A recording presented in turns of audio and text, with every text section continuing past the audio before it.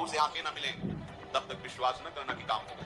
जो भी हम कार्य करें अपने प्रभु को समर्पित करें। कोई भी कर्म, कोई भी यहाँ की वस्तु सब बांधने वाली है। समझो पहले, सब बांधते, कोई भी व्यक्ति सब बांधता है। एक एक वस्तु, एक एक व्यक्ति, एक एक परिस्थिति केवल बांधती है। जो पानी भी पियो तो समर्पित करके, क्यों? क्योंकि उसमें बांध नहीं पाएगा तो मुक्त हो जाओगे। बहुत ध्यान देने होगी बात। शरणागत होकर भजन कर रहे हो, अध्यात्म पर दृष्टि रखें तो चिंता मत करो, आपकी पूर्व कर्म राशि ये भगवान आचार्य नष्ट कर देंगे। कटी कर्म बंधन सुन। पर यदि आप नवीन कर्म फिर वैसे ही कर रहे हैं तो विश्वास मत रखना कि पीछे का और आगे का दोनों जोड़ करके भोगना पड़ेगा। पीछे की कर्म राशि तब नष्ट होती है जब अवलो नशानी अब ना नशे। आज तक किया, आज के बाद चाहे प्राण निकल जाए, आज के बाद नहीं।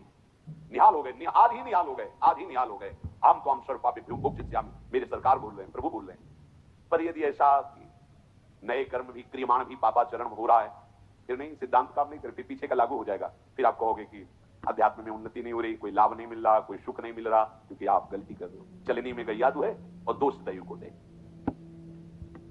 देखो, आपके पीछे के कर्म प्याज जैसे बदबू वाले हैं, जमा है गोदाम में। ऊपर से यदि केसर और कपूर लाद दिया जाए तो केसर और कपूर की गंध प्याज को नष्ट करके अपना प्रभाव दिखा देगी। नाम जब कीर्तन कथा वार्ता यह है केसर कपूर, लाद दो अपने पूर्व पापों के ऊपर, भगवान नाम का वजन साफ दब जाएगी, उसकी दुष्प्रवृत्तियां नष्ट हो जाएंगी।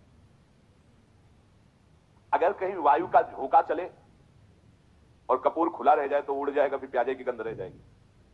माया का झोंका चला और आप अपने यश कीर्ति में, अपनी बड़ाई सम्मान प्रतिष्ठा में, भजन में कमी मान सम्मान प्रतिष्ठा में बह गए तो उड़ गया कपूर, अब बचा प्याज है, उसकी दुर्गंध शुरू हो जाएगी। कितना महापुरुषों ने सूक्ष्मता से अनुभव किया है। इसलिए ध्यान रहे कि इस माया की वायु का प्रवेश आपके हृदय में ना होने पर दुर्गंध ही रह जाएगी, केसर कपूर की गंध नहीं रह जाएगी। ये माया के प्रवाह का, तूफान का क्या भाव समझें? सबसे ज्यादा अहंकार, इसी में सारे दोष आते हैं। मैं तपस्वी हूं, मैं साधक हूं, मैं ज्ञानी हूं, मैं ध्यानी हूं, मैं बड़ा भगत हूं। इस तरह की अगर अध्यात्म मार्ग में कहीं भी कोई भी वृत्ति है तो वो आपकी दुर्वासना जो दबी हुई है उसको उठा ले। मैं बहुत नीच अदम हूं, अगर ये कुछ साधन बन रहा है तो श्री जी की कृपा से बन रहा है, गुरु जी की कृपा से बन रहा है दुर्गंध वाली बातें, पर ऊपर कपूर और केसर है, उसकी दुर्गंध आपके हृदय को परास्त नहीं कर पाएगी। उपासक धीरे धीरे अपने बुरे स्वभाव को, बुरे कर्म को सद्भाव से, अच्छे स्वभाव से दबा देता है। नष्ट नहीं हुआ, नष्ट होता है भगवत साक्षात्कार पर। जब तक प्रभु से आंखें ना मिले तब तक विश्वास न करना कि काम हो गया। यही डर ही डर हरिवंश हित जिनो भ्रमई गुण सलिल पर जी नामन मंगल लोक, क्यों शिव हरिपद भज न विलंब कर। आगे चल करके प्रभु ऐसी ज्ञानाग्नि पैदा कर देंगे कि फिर वो दुर्गंध वाली चीजें ही नहीं रह जाएंगी। इसलिए जितना जीवन है एक बार हम अपने प्रभु को समर्पित करके केवल भजन में लगा। जो भी हम कार्य करें अपने प्रभु को समर्पित करते रहे। भगवान जो बार बार कह रहे ना, मेरे को समर्पित करो।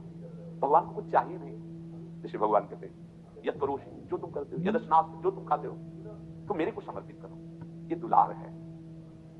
जब हम किसी वस्तु को प्रभु को समर्पित कर देते हैं तो हर वस्तु में बांधने की सामर्थ्य है माया की। कोई भी सड़ी से सड़ी वस्तु में एक माया शक्ति है जो हमें आसक्ति से बांधती है, आसक्ति से। प्रभु कहते हैं मेरे को समर्पित कर दो। जैसे कर्म समर्पित कर दिया, अब कर्म बंधन नहीं रहेगा। भोग समर्पित कर दिया, अब वो प्रसाद हो। प्रभु तुम्हारे भले के लिए कह रहे हैं कि जो प्रभु को समर्पित कर दिया जाता है और निर्विकार हो जाता है। बात समझो। ये भगवान तो कहते हैं कि सब तुम मेरे लिए, अगर नहीं समर्पित करोगे तो दुर्गति को प्राप्त होगे। भगवान तो नाराज होकर बोल रहे हैं। नाराज नहीं, उस वस्तु का प्रभाव है। कोई भी कर्म, कोई भी यहाँ की वस्तु सब बांधने वाली है। समझो पहले, सब बांधते, कोई भी व्यक्ति सब बांधता है। अपने राग से सब मुझे बांधते हैं, अगर प्रतिकूल हुआ तो द्वेष से बांधते हैं। यहां कोई मुक्त करने वाला नहीं है। एक एक वस्तु, एक एक व्यक्ति, एक एक परिस्थिति केवल बांधती है। और हम साधना कर रहे हैं मुक्त होने की। कैसे करें? भगवान करें चुपचाप जो कर्म करो मेरे को समर्पित करो। इसका रहस्य क्या है? वो कर्म तुम्हें बांध नहीं पाएगा। जो पानी भी पियो तो समर्पित करके, क्यों? क्योंकि तुम्हें बांध नहीं पाएगा, तुम मुक्त हो जाओगे। प्रसाद सर्वानंद प्रदान करने वाला होता है। तो हम लोग कहीं ऐसा न समझे कि श्री भगवान कह रहे कि तुम अपना कुछ मत मानो, जो अपना माना हुआ है वो मेरे को समर्पित कर दो, क्योंकि वस्तुता उन्हीं का है, अपना तो कुछ है नहीं। और जब हम ऐसे भाव से चलते तो कोई भी वस्तु, व्यक्ति, स्थान हमें बांध नहीं सकता। जब बांध नहीं सकता तो हमारी स्थिति क्या हो गई? जीवन मुक्त। अब चाहे जैसा पदार्थ हो, चाहे जैसा व्यक्ति हो जाए, वो बांध ही नहीं पाएगा। जब प्रभु को समर्पित जीवन हो गया, अब तुम्हारा जीवन जीवन मुक्त हो गया। इसलिए भगवान बार बार कहते हैं अहम सर्वभक्त यज्ञ भोक्ता, मैं यज्ञों का भोक्ता हूं, समझ तू, मैं ही भोक्ता हूं। जैसे आप प्रसाद पा रहे हो, जब हम प्रसाद पाते हैं ना, तो पहले श्री जी को बाहर भोग लगाया, फिर हम एक एक कवल में अंदर लगाते हैं। हृदय रूपी सिंहासन में हमारे प्रियालाल विराजमान है और वो पा रहे हैं एक एक कवल। जो भी खाते पीते हैं हृदय मंदिर में मेरे प्रियालाल विराजमान, वो पा रहे हैं। ये मुख उनके भगवान के लिए, हम भोक्ता नहीं। वो वैसे भी सिद्धांत में भगवान कहते हैं भोक्ता तो मैं हूं।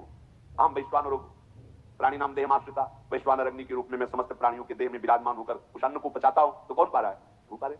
हमारी सारी चेष्टा प्रभु के लिए हो जाए तो अभी जीवन मुक्त हो जाए। तो जो भी हम क्रियाएं कर रहे हैं, जो भी हम भोग लगा रहे हैं, तो क्या ऐसी गंदी क्रियाएं, ऐसी गंदी भोग वृत्ति हम प्रभु को अर्पित कर सकते हैं क्या? तो बचो। जो प्रभु को अर्पित नहीं कर सकते वो खाओ मत। जो प्रभु को अर्पित नहीं कर सकते वो क्रियाएं कैसे करोगे तुम? अरे जब सद क्रियाएं तुम्हें शुभ क्रियाएं ना बांध पावे इसलिए वो कह रहे समर्पित कर दो, तो असत क्रियाएं जो समर्पित नहीं होती हैं उनसे तुम्हारी दुर्गति हो जाएगी। और ये जीवन केवल भगवत प्राप्ति के लिए है। इसलिए एक एक क्षण अपने प्रभु के चरणों में समर्पित करके उनका सत